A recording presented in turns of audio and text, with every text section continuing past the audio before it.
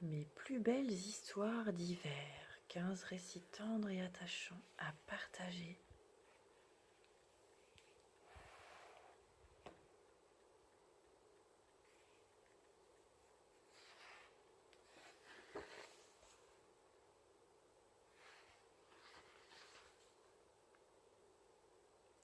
Un petit lapin de neige.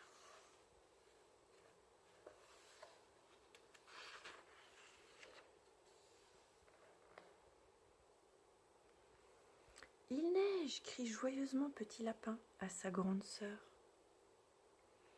Faisons un concours du plus beau bonhomme de neige. Tu es trop jeune pour fabriquer un bonhomme de neige, dit son grand frère en riant. Non, c'est pas vrai, rétorque le petit lapin en boudant. Petit Lapin observe son frère qui façonne une boule de neige avec ses pattes, puis la roule sur le sol enneigé. La petite boule devient de plus en plus grosse jusqu'à être presque de la taille de la tête de Petit Lapin.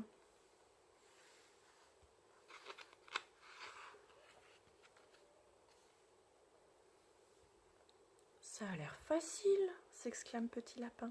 Il attrape un peu de neige et commence à la faire rouler. Oups, il trébuche et la boule tombe en morceaux. Oh là là, dit son frère, tu n'es vraiment pas doué. La sœur de Petit Lapin a presque fini son bonhomme de neige. Elle lui entoure le cou d'une écharpe violette et lui met un vieux bonnet de laine sur la tête. « Tu peux prendre cette carotte pour faire le nez » lui propose Petit Lapin.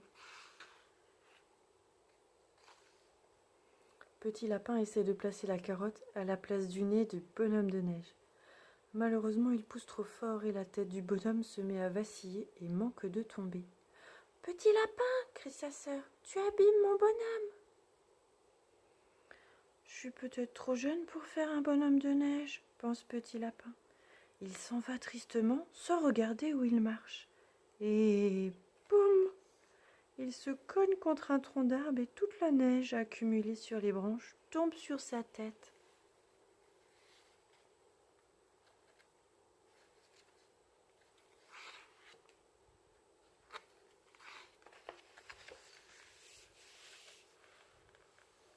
Petit Lapin est recouvert d'une épaisse couche de neige. Il court alors pour raconter sa mésaventure à son frère et à sa sœur. Mais ils sont effrayés en l'apercevant.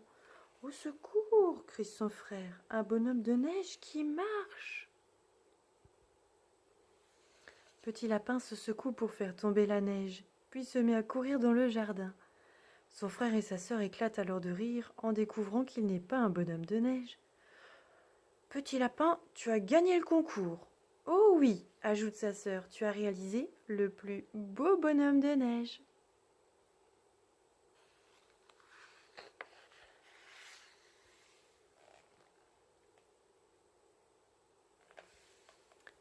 Jour de neige. L'hiver est arrivé et Petite Taupe est impatiente de voir la neige tomber.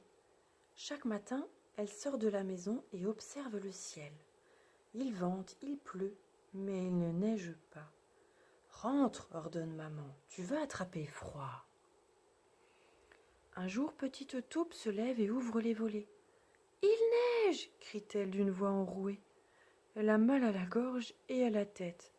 Soudain, elle éternue bruyamment. « Hatch !» Petite Taupe s'est enrhumée. On sonne à la porte. Les amis de Petite Taupe viennent la chercher. « Il neige !» crie Petit Lapin. « Viens jouer avec nous !» Petite Taupe ne cesse de renifler et éternue encore. « Je ne peux pas, » répond-elle tristement. « J'ai attrapé un rhume. » Maman recouche Petite Taupe. « C'est pas juste, » bougeonne Petite Taupe en reniflant. « Je veux jouer dans la neige, moi aussi. » Atchou ! Elle éternue de nouveau et se blottit sous sa couette pour dormir. C'est alors que maman a une idée.